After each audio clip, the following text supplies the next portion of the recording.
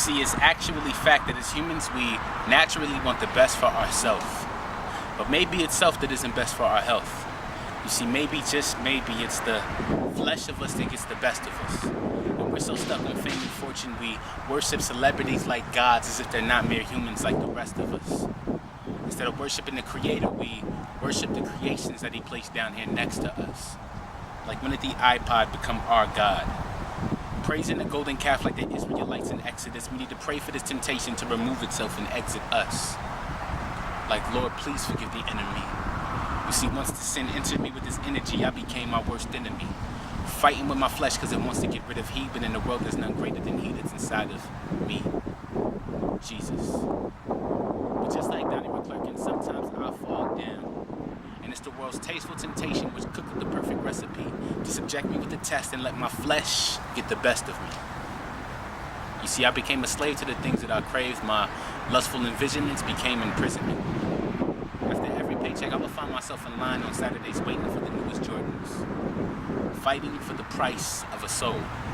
Instead of thinking about Christ on the cross and the sacrifice of His life for the price of my soul. And you see, that's when it hit me. Instead of putting God first in my life, I was replacing Him with currency. I used to think that life was about money, cars, and success. I mean, it sounds like a good life, certainly. But there's something about the sacrifice on the crucifix where His blood shed burgundy. It reminded me of a quote from S. Sean Burgundy. Am I a slave? Now that's a good question. It puts things into perspective. What a good lesson. Could I ever afford a necklace in my profession that costs just as much as a Lexus, or could I be flexing? Could I be boasting and bragging about the things in my life instead of boasting and bragging about the things of my Christ? You see, believing in what the world says has corrupted our brains. But I proceed to believe and listen to the Trinity instead of Trinidad James. And it's the worldly music we become a slave to. It keeps us whipped and chained. And these rappers are slaves too. All they talk about is degrading our women and how they get whips and chains. You see, it's a slave mentality.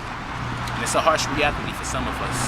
But there is a way that you can get free, and by the end of this poem, I'm going to sum it up. You see, I've come to realize that all of our earthly desires will eventually expire, but God and God's words will stretch into infinity.